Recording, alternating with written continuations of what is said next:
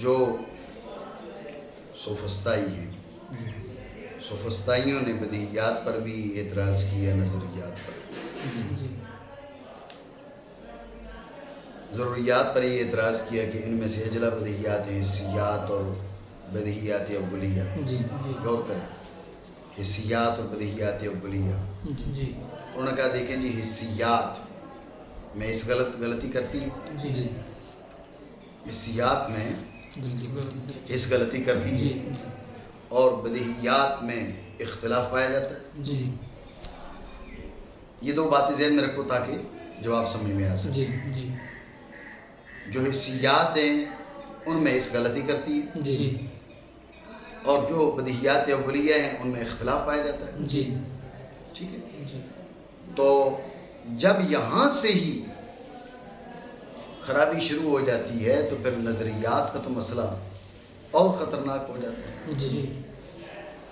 اب انہوں نے کہا نا دیکھیں جی حسیات میں حس غلطی کرتی ہے، اس پہ دھیان دینا۔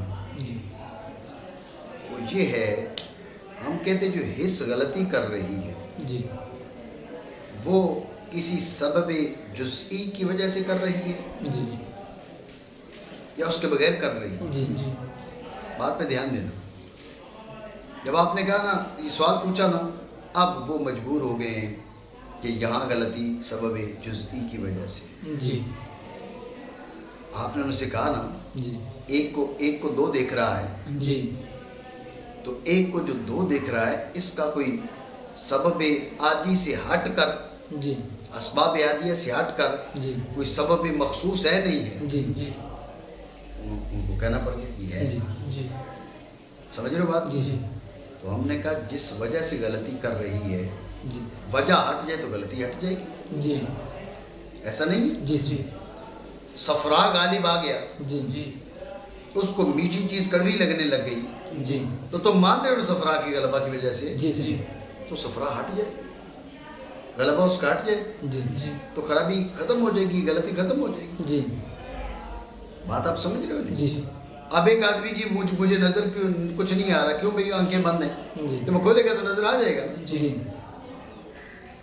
تو حس غلطی کرتی ہے، تم نے ٹھیک کہا، لیکن ہم پوچھتے ہیں کہ حس جو غلطی کرتی ہے وہ اسباب عادیہ سے ہٹ کر کسی سبب مخصوص کی وجہ سے کرتی ہے یا اس کا سبب مخصوص اس سبب مخصوص کے بغیر بھی غلطی کرتی ہے؟ کہا نہیں، کرتی تو سبب مخصوص کی وجہ سے۔ تو وہی جب سبب مخصوص کی وجہ سے کرتی ہے تو سبب مخصوص منتفی ہو جائے گا تو غلطی ختم، تو اس غلطی نہیں کرے گی۔ سمجھے؟ تو اب حسیات پر جو اعتراض تھا وہ ختم ہو گیا۔ کہا جی اس غلطی کرتی ہے، ہم نے کہا تم نے مانا سبب جزئی کی وجہ سے کرتی ہے، سبب جزئی ختم، غلطی ختم، تو مطلب اسباب جزیہ مخصوصہ کے بغیر حس غلطی نہیں کرتی، ثابت ہو گیا۔ بات سمجھو گے؟ بات آ گئی ہے نا ذہن؟ مانا کریں، ہم نے کہا حس کا غلطی کرنا بعض اوقات اسباب جزئیہ کے باعث نہیں منافی بعض کے ساتھ جزم کیوں حاصل ہوگا؟ بسبب اسباب غلط کے دفاع کے، غلطی کے سبب منتفی ہو گیا تو غلطی منتفی۔ بات آپ سمجھے نہیں؟ تو مطلب کیا نکلا، خلاصہ پھر سمجھو۔ انہوں نے کہا جی حس غلطی کرتی ہے، ہم نے کہا حس جو غلطی کرتی ہے اس غلطی کا کوئی خاص سبب ہے؟ کہا ہے۔ ہم نے کہا وہ ہٹا دیں تو غلطی کرے گی؟ کہا نہیں کرے گی۔ تو ثابت ہوا کہ حس اسباب جزئیہ مخصوصہ کے سوا غلطی نہیں کرتی، حس اسباب جزئیہ مخصوصہ کے علاوہ غلطی نہیں کرتی، تو ان کی نفی ہو گئی، یعنی ان کا حس میں غلطی کرنے کا جو دعویٰ تھا وہ دعویٰ باطل ہو گیا۔ اتنی بات آپ سمجھیں؟ یہ ایک مسئلہ ہو۔ اب آتی ہے دوسرے مسئلے پر۔ اس نے کیا کہا؟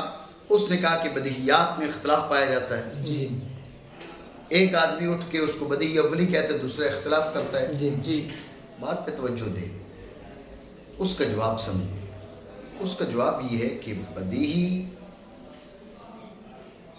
افراد کے اعتبار سے بدل جاتا ہے، جی بداہت اور نظر جو ہے جی وہ افراد کے لحاظ سے اس میں فرق آ سکتا ہے، آ جاتا ہے جی جی۔ اب آپ غور کریں نا، مسئلہ یہ ہے، آپ کو کوئی کہے بھی فاعل مرفوع ہوتا ہے جی تو آپ اتنا عرصہ ہو گیا ہے علوم درسیہ کے ساتھ آپ کی وابستگی، جی یہ چیز آپ کے لیے بدیہیات سے نہیں ہے، اجرا بدیہیات سے، جی ایسا نہیں؟ جی لیکن ایک طالب علم جو بالکل نیا ہوتا ہے جی جی وہ فاعل کی تعریف تو پڑھ چکا ہوتا ہے، جی جی مرفوع کی تعریف بھی اس کو معلوم ہوتی ہے، جی جی مثلا امیر ابتدائی طور پہ اس نے پڑھی، لیکن اس نے یہ کلیہ ابھی تک نہیں پڑھا کہ کل فاعل مرفوع، جی یہ ضابطہ ابھی تک نہیں پڑھا۔ جی فاعل کی تعریف اس نے پڑھ لی، مرفوع کی تعریف اس نے پڑھ لی، جی منصوب مجرور کی تعریفیں اس کو آ گئی، جی لیکن کل فاعل مرفوع وہ نہیں جانتا، جی تو کیا اس کے لیے یہ قضیہ بدیہی ہے؟ نہیں۔ تو مسئلہ یہ ہے کہ یہاں پر جو بداہت میں تبدیلی ہوئی ہے جی جی عدم الفت کی وجہ سے ہوئی ہے، جی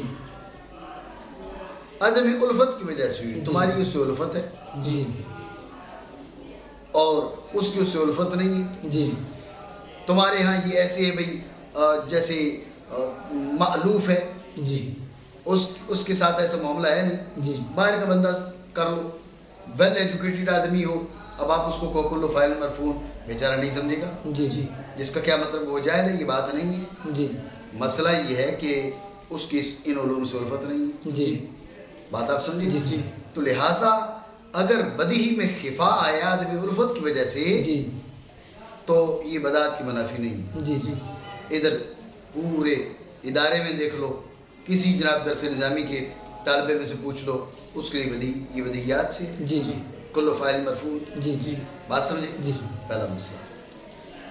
کبھی ایسے ہوتا ہے کہ مسئلہ سامنے والے کو پتہ ہے، جی جی سامنے والے کو مسئلہ پتہ ہے، جی لیکن وہ موضوع معمول کا جو تصور ہے نا جی اس میں خفا ہے۔ جی آپ غور کریں نا، میں نے کہا بھئی عرفان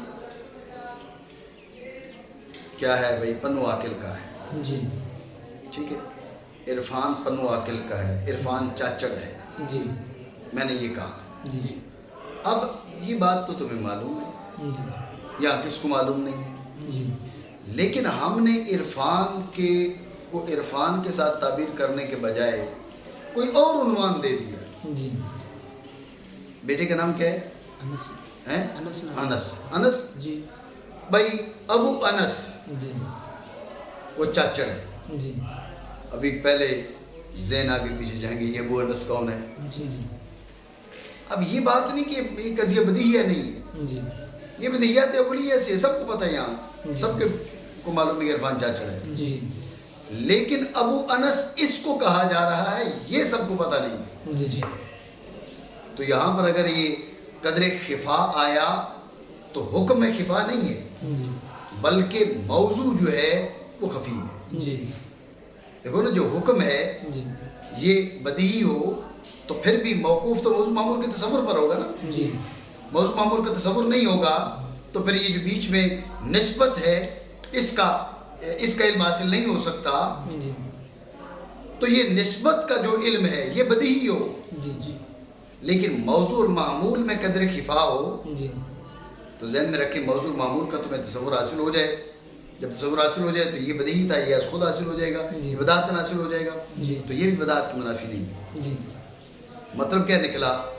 خلاصہ سمجھیں، انہوں نے کہا کہ ادھر ایک بندہ بدیہی اولی کہتا ہے، جی دوسرا اختلاف کرتا ہے، جی تو اس کا جواب دیا کہ اول جی کہ بعض اوقات جو بداہت ہے نا، بداہت نہیں پائی جا رہی ہے عدم الفت کی وجہ سے۔ جی دوسرے، کبھی ایسے ہوتا ہے کہ جو بدیہی ہے، جی بدیہی حکم ہے جی جی لیکن موضوع معمول میں خفا ہے، جی تو موضوع معمول میں خفا کی وجہ سے وہ جو قضیہ بدیہی ہے جی اس کے اندر خفا پیدا ہو جاتا ہے، جی لیکن جب موضوع معمول کا تصور حاصل ہو گیا جی اب یہ اب اس کی وضاحت کی حاجت ہی نہیں ہے، بغیر وضاحت کے معلوم پڑ گیا کیونکہ بدیہی تھا.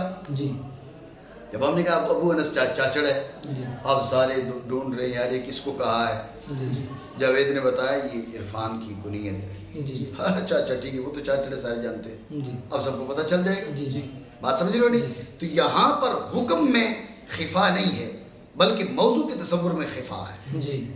چاچڑ جو ہے ان کی کوئی اور بھی قوم ہو، مثلا جیسے تمہارے آگے پہاڑے ہوتے ہیں، سب کاسٹ ہوتی ہیں. جی مولانا مشتاق صاحب ہیں، پتافی، اس کے بعد رتڑو ہے. اب پتافی ہم نے سنا ہوا ہے، رتڑا ہم نے سنا ہی نہیں تھا، یہاں آ کے سنا. اب اگر کوئی کہے جی وہ رتڑو ہے، اب ہم تو ان کو پتافی سمجھ رہے ہیں، ہم تو کہیں گے یار یہ بات ہمیں ٹھیک نہیں لگ رہی، ہم نے تو اب تک یہ سنا تھا بھائی یہ پتافی ہے. یہ رتڑو بیچ میں کہاں سے آ گیا؟ وہ بتایا کہ یہ سب کاسٹ ہے اس کی. بابا ٹھیک ہے پھر صحیح ہے. تو اب حکم میں خفا نہیں ہے، خفا کس میں ہے؟ خفا معمول کے تصور میں ہے، موضوع کے تصور میں ہے. جب یہ موضوع اور معمول کا تصور یہ حاصل ہو گیا تو حکم از خود حاصل ہو گیا. یہ بات ذہن میں رکھیں. کبھی ایسے ہوتا ہے کہ موضوع معمول کا جو تصور ہے، موضوع معمول کا تصور اس میں خفا ہوتا ہے، اور قضیہ نظریہ تب کہلائے گا، حکم نظری تب کہلائے گا جب نسبت میں خفا ہو. نسبت میں کوئی خفا نہیں ہے، موضوع معمول میں خفا ہے، تو وہ خفا اس کی بداحت کے منافی نہیں ہے. یہ بات ذہن میں رکھیں. یہ بات انہوں نے کی کہ بھئی جھگڑا ہے، ہم یہ نہیں کہہ رہے کہ بدیہیات میں جھگڑا نہیں ہے. مسئلہ یہ کہ ایک آدمی اس کو ایک قضیہ بدیہی ہے کہ اس کے ساتھ الفت ہے اور دوسرے کو وہ سنائی کبھی نہیں ہے. ٹھیک ہے، ایک آدمی اس کو موضوع معمول کے عنوانات تعبیریہ کی وجہ سے موضوع معمول کو پہچانتا ہے، دوسرا حکم کو جانتا ہے، حکم اس کے نزدیک بدیہی ہے لیکن موضوع معمول کو اس کو تصور حاصل نہیں ہے. بات سمجھے ہو نہیں؟ تو لہٰذا یہ امور اس کی وجہ سے بعض اوقات بدیہی میں خفا آ جاتا ہے. تو اس کا یہ مطلب نہیں ہے کہ آپ بدیہی کی نفی کر دیں، بدیہی کی نفی نہیں کی جا سکتی. ٹھیک ہے. اور اختلاف بدیہی میں عدم الفت کی وجہ سے یا تصور میں خفا کی وجہ سے. تصور کس کا؟ موضوع کا ہے، معمول کا نہیں، منافی بدعت. سمجھے؟ انہوں نے کہا بھائی دیکھو جو نظری ہیں نظریات، اس کے بطلان کی 2 دلیلیں پیش کی تھی، ایک فساد ہوا. ٹھیک ہے، تو اس کا جواب تو ہو گیا نا. حسیات فاسد نہیں ہیں اور بدیہیات بھی فاسد نہیں ہیں. تو فساد ہوا والے کا جواب ہو چکا ہے، اس کو الگ بیان کرنے کی ضرورت نہیں ہے. دوسرا اس نے رد کیا تھا کثرت اختلاف. کیا کہا تھا؟ کثرت اختلاف. ٹھیک ہے، جب کثرت اختلاف دلیل ہے اس بات کی کہ نظریں فاسد ہیں. سمجھ رہے ہو بات؟ اس کا جواب شارح رحمہ اللہ تعالیٰ نے، شارح کہہ رہے ہیں کہ بعض اوقات نظروں میں فساد آ جاتا ہے، نظر و فکر میں فساد آ جاتا ہے. اس فساد کی وجہ سے اختلاف میں اختلاف ہو جاتا ہے. لیکن آپ دیکھیں نا، بات پھر وہی آ گئی نا. کیا کہ اسباب جزیہ، یہ اسباب جزیہ ہٹ جائیں، وہ جو مسبب ہے از خود ہٹ جائے گا. تو لہٰذا یہ فساد انظار ہٹ جائے تو بعض نظریات کی جو صحت ہے ان پر اعتراض نہیں کیا جا سکتا. بات سمجھے؟ دوبارہ سمجھے توجہ سے. اس سے کہا تھا حسیات پر اعتراض کیا، بدیہیات یا بلیہ پر اعتراض کیا، اس کی بات ہو گئی. پھر اس نے نظریات پر 2 اعتراض کیا، ایک فساد ہوا. اس کا جواب بھی ہو چکا، کیونکہ اس نے کہا تھا کہ جو بدیہیات اور حسیات ہیں ان کا فساد جو ان پر مبنی ہے ان کا فساد ہے. تو ہم نے بتا دیا کہ وہ فاسد نہیں ہے، حسیات فاسد نہیں ہیں اور بدیہیات یا بلیہ بھی فاسد نہیں ہیں. جب وہ فاسد نہیں ہے تو ان پر مبنی فاسد ہے. یہ جواب، یہ بات ہو چکی ہے. دوسری بات اس نے کیا کی تھی؟ اس نے کہا تھا کہ کثرت الاختلاف، ولہذا کثر فیہا اختلاف العقلاء. اسی وجہ سے یعنی یہ فاسد ہیں، اس وجہ سے اس میں اختلاف کثیر ہے. وجہ ہے اس کا جواب دیتے ہیں بھی کثرت اختلاف کیوں ہے، اختلاف کیوں پڑا؟ کہا جی نظریں فاسد ہیں. تو سبب بھی جزی مانا نا تم نے، جیسے ہم نے تمہیں حسیات پہ کہا تھا، یعنی اسباب جزیہ، فساد انظار کی وجہ سے اختلاف کی کثرت. غور کریں، فساد انظار کی وجہ سے، نظر و فکر کے فساد کی وجہ سے اختلاف بڑھ گیا. تو اس کا یہ مطلب تھوڑا ہی ہے کہ نظر کا فساد ہٹا لیں تو پھر بھی یہ خرابی رہے گی. جی. نظر کا فساد اور خرابی ہٹا لیں لازمی طور پہ کچھ نہ کچھ جو نظریات ہیں وہ حق ہوں گے. جی. ایسا ہے نہیں؟ جی. سمجھے بات کو؟ جی. اب آپ دیکھیں نا، میں اس کی ایک مثال دیتا ہوں. جو وجود باری تعالیٰ کے منکر ہیں، جی. آپ ان سے پوچھیں جہان کیسے بنا؟ جی ایک قوت وہ بھی مانتے ہیں، جی. جی. اس کو طبیعت نام دیتے ہیں، جو بھی نام دیتے ہیں. جی. کوئی امر ہے جس سے جہان وجود میں آیا. جی. ٹھیک ہے، اس کو اختیاری مانتے ہیں یا اضطراری مانتے ہیں، یہ الگ مسئلہ ہے. جی. جی. لیکن اس سب کے پیچھے ایک قوت کو کار فرما مانتے ہیں. جی. ٹھیک ہے نا؟ جی. تو لہٰذا اس چیز میں کوئی جھگڑا نہیں کہ کوئی طاقت ہے پیچھے، جی. جی. کوئی قوت ہے پیچھے. جی. آپ سمجھ رہے ہو بات؟ جی. جی. تو اس امر میں اتفاق ہو گیا نا. جی. آگے پھر یہ کہ اہل ایمان کہتے ہیں کہ وہ ذات بری اسم ہے، وہ خالق کائنات ہے، مالک کائنات ہے، وہ حی ہے، علیم ہے، قدیر ہے، سمیع ہے، بصیر ہے. جی یہ جو گمراہ فرقے ہیں، اب وہ قوت مان کر اگر وہ حیات کی نفی کریں، سما کی نفی کریں، بصر کی نفی کریں، علم کی نفی کریں، قدرت کی نفی کریں، ارادہ کی نفی کریں، وہ ان کی اپنی دلالت ہے. لیکن ایک مسئلہ میں اتفاق ہوا نہ ہوا کہ کوئی قوت ہے، کوئی تو ہے جو نظام ہستی چلا رہا ہے، کوئی تو ہے. سمجھے؟ اس قدر میں اتفاق ہے. تو سو ماننا پڑے گا کہ کچھ نظریں جو ہیں وہ صحیح ہیں. لہٰذا ان کا جو دعویٰ تھا کہ ساری کی ساری نظریں باطل وغیرہ وغیرہ، وہ باطل ہو چکی مان کر. اور اختلاف کی کثرت نظروں کے فساد کے باعث نہیں منافی بعض نظریات کی حقیقت. غور کریں، یہ بات تو انہوں نے ممکنہ جواب دینے کی کوشش کی. اب کیا کہہ رہے ہیں؟ حق بات کہہ رہے ہیں. کہہ رہے حق بات یہ ہے کہ سوفسطائی جو ہے نا، ان سے مناظرہ کی سبیل ہی نہیں. ٹھیک ہے، ان سے مناظرہ کرنا ہی نہیں چاہیے، اور خاص کر لادریوں سے نہیں کرنا چاہیے. کیوں؟ لادری کیا کہیں گے؟ لادری کہیں گے نہیں مجھے تو نہیں، مجھے تو اس چیز میں شک ہے. کسی بارے میں جب وہ ٹکتے ہی نہیں ہیں تو پھر آپ ان کو کیسے پڑھیں؟ بات سمجھے؟ کسی بارے میں نہیں ٹکتے. اور باقیوں سے بھی مناظرہ نہیں ہو سکتا. کیوں؟ اس لیے کہ کسی چیز کو مانیں گے تو آپ ان کو جو نا وہ کریں گے، رد کریں گے ان کا. سمجھے؟ آپ کہیں گے میں تمہیں بیٹھا نظر آ رہا ہوں، اس نے کہا مجھے ایسے وہم ہے کہ آپ نظر آ رہے ہیں، میں تو کہہ رہا ہوں کہ خیال باطل ہے. بات سمجھ رہے ہو نہیں؟ تو یہ اوہام ہے، خیالات باطل ہے.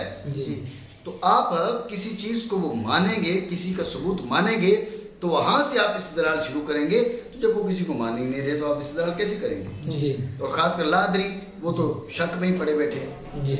بات سمجھے؟ تو اب ہم نے پوچھا بھئی حل کیا کریں؟ کہا ان کو ڈالو آگ میں، جلاؤ. تو جو ہے اب مانیں گے؟ اب مانیں گے؟ دیکھو نا، مسئلہ یہ ہے کہ جب آگ میں ڈالو گے تو کیا کہیں گے؟ جلیں گے، تکلیف ہوگی. تو آپ ان سے پوچھو تکلیف ہو رہی ہے؟ وہ کہیں گے ہو رہی ہے. اب نہیں ایسے تمہارا وہاں میں خیال باطل ہے، ایسے تم محسوس ہو کہ تکلیف نہیں ہو رہی، نہیں ہو رہی، تو تمہیں بہت سکون مل رہا ہے. اچھا یہ آگ بھی نہیں ہے، یہ تو میں نے تمہیں پھولوں کی سیج پہ بٹھایا ہوا ہے. مانیں گے نہیں بھائی، یہ ہے مسئلہ. یہ پھولوں کی سیج نہیں ہے، انگارے ہیں. اگر وہاں اور خیال باطل ہے تو ٹھیک ہے، اب ہم تمہیں کیوں باہر نکالیں؟ سمجھے بات کو؟ تو اب ان کو ماننا پڑ جائے گا. تو لہٰذا ان سے دیکھو مطلب کیا نکلا؟ مطلب یہ نکلا کہ کچھ لوگ وہ ہوتے ہیں جن سے دلیل کی بات کر کے فائدہ نہیں ہوتا. حضرت عمر فاروق رضی اللہ تعالیٰ نے ایک کو بلایا نا، وہ ایسے جو متشابہات ہیں ان کے بارے میں کلام کرتا تھا. عمر فاروق رضی اللہ تعالیٰ نے بلا کے اس کے سر پہ ڈنڈے ماری، چھڑیاں ماری. ٹھیک ہے، تو اس کا خون بہنے لگ گیا. آپ نے ٹھیک ہونے کے لیے اس کو چھوڑ دیا. ٹھیک ہو گیا تو پھر بلایا، بعد میں سر میں، بعد میں پیٹھ پہ ڈنڈے مارے. ٹھیک ہے نا؟ تو پھر اس کا جب خون نکلنے لگ گیا تو آپ نے چھوڑ دیا. تیسری بار بلایا تو اس نے کہا اب میں ٹھیک ہو چکا ہوں. جو دماغ میں خرابی محسوس کر رہا تھا وہ چلی گئی. عمر فاروق رضی اللہ تعالیٰ عنہ فرمایا ٹھیک ہے، لیکن آپ غور کریں حضرت عمر فاروق رضی اللہ تعالیٰ عنہ نے یہ بات ذہن میں رکھیں، حضرت عمر فاروق رضی اللہ تعالیٰ عنہ نے اسے لوگوں کے بیچ بیٹھنے کی اجازت نہیں دی، کونوا منہ علی حذر، اس سے محتاط رہو، اس سے دور رہو، کیوں؟ اس لیے کہ گمراہ کر سکتا ہے۔ یہ ہمارے لوگ کیا ہیں، وہ کراچی میں وہ ایک خبیث ہے جناب، آل بیت پاک کے بارے میں وہ اس نے بکواسیں کی، تو یہ جو ان کے ہیں کیا ان کو کہا جائے، پیپر ریڈنگ کرا کے 2 منٹ کی تو پھر اس کو جلسوں میں بھیجنا شروع کر دیا۔ جی 2 منٹ کی پیپر ریڈنگ، بھائی جناب توبہ کر لیے، بس توبہ کر لی ہے تو اس کی توبہ کی صداقت تو ظاہر ہونے دو، جلسوں میں بھیج رہے ہو اس کو۔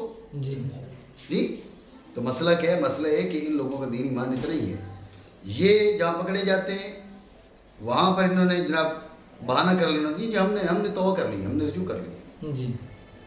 آل بیت پاک کے خلاف، آل بیت پاک کے خلاف بکواس کرنے میں ان لوگوں کو کوئی پرواہ نہیں۔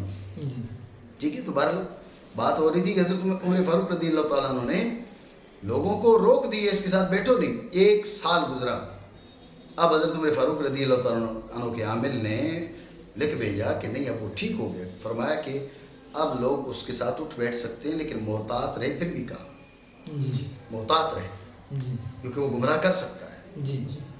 بات آپ سمجھ رہے ہو؟ تو بعض اوقات ایسے ہوتا ہے کہ اس سے دلیل کی بات کا فائدہ نہیں ہوتا، بات اتنی نہیں سمجھی۔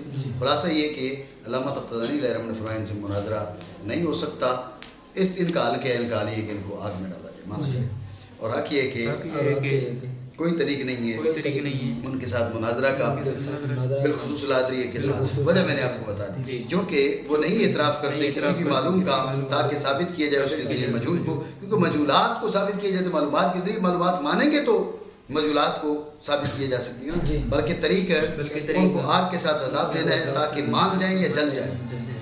یہ خارجی اعتراض ہے کہ آگ کے ساتھ جو عذاب ہے یہ تو جائز نہیں ہے، تو اس کا جواب یہ ہے کہ علامہ تفتزانی علیہ رحمہ آگ کے ساتھ عذاب کی مجوز نہیں ہے، بلکہ وہ یہ بتا رہے ہیں کہ ان کا حل کوئی اور نہیں ہے، ان کا حل یہ ہے، اور یہ ہم نے کرنا نہیں ہے، یہ ہم نے کرنا نہیں، ہم نے ان کو آگ میں ڈالنا نہیں ہے، لیکن یہ کہ اگر یہ اس کی اجازت ہو تو باقی یہ حل ہے ان کے لیے، آگ میں ڈالو تو خود اندازہ ہو جائے گا کہ حقائق الاشیاء ثابت ہے یا لیست بثابتۃ ہے، خود پتہ چل جائے گا، ٹھیک ہے نا۔ ایک جواب، اور دوسرا جواب یہ کہ یہ مسئلہ بعض اہل علم بعض حالات میں تعذیب جو القاء فی النار ہے اس کی جواز کی طرف بھی گئے، سمجھے بات کو؟ پہلا جواب یہ کہ علامہ تفتزانی علیہ رحمہ مجوز نہیں ہے اس کے، آپ صرف ایک حل بتا رہے ہیں کہ اس کا حل یہ، اس کے علاوہ حل کوئی نہیں ہے، یہ نہیں کہہ رہے آپ آگ میں ڈال دیں، کہہ رہے اس کے علاوہ حل نہیں ہے۔ دوسرا جواب یہ ہے کہ علامہ تفتزانی دوسرا جواب یہ ہے کہ بعض اہل علم القاء فی النار کے مجوز ہیں بعض حالات میں، سمجھے بات کو؟ تو علامہ تفتزانی علیہ رحمہ نے ان کی مذہب کے مطابق یہ جملہ بولا، ٹھیک ہے۔ اب آگے جو ہے نا یہ جو کہا نا سوفستا، تو اس کی بارے میں بتاتے ہیں کہ سوفستائیہ منسوب ہے سوفستا کی جانب، تو سوفستا کیا ہے؟ سوفستا نام ہے حکمت مموہہ، وہ حکمت جس کی تلوی ہو، ملمع، ٹھیک ہے نا، جس کے اوپر پانی چڑھایا گیا ہو، اندر سے اور ہو، اندر سے صحیح نہ ہو، اوپر سے لگا دیا جاتا ہے نا، سونے کا پانی چڑھا دیا جاتا ہے، اندر تانبا، جی اوپر سونے کا پانی، تو کہا کہ حکمت مموہہ، علم مزخرف، مزین سجا سورا باہر سے، اندر سے صحیح نہیں ہے، یہ کیا ہے؟ یہ سوفستا۔ سوفستا پھر مرکب ہے کس کے ساتھ؟ صوفہ اور استا کے ساتھ، صوفہ ہے علم و حکمت، استا ہے مزخرف، ٹھیک ہے نا، سجا سورا، بات سمجھے نہیں سمجھے؟ صوفہ علم و حکمت اور استا مزخرف، اس سے پھر ان کو ملایا تو سوفستا، اس سے پھر تعریب کی گئی اور مصدر بنایا گیا سفسطہ، ٹھیک ہے نا، دہرجہ کے وزن پر، سفسطہ، بات سمجھے؟ اور کوئی بات نہیں ہے۔ اور صوفستا نام ہے حکمت مموہہ اور علم مزخرف کا، کیونکہ صوفہ کے معنی علم حکمت اور استا کے معنی ہے مزخرف اور غلط، اسی سے اس سے مشتق ہے سفسطہ، کہہ رہے ہیں جیسے فلسفہ کس سے ماخوذ ہے؟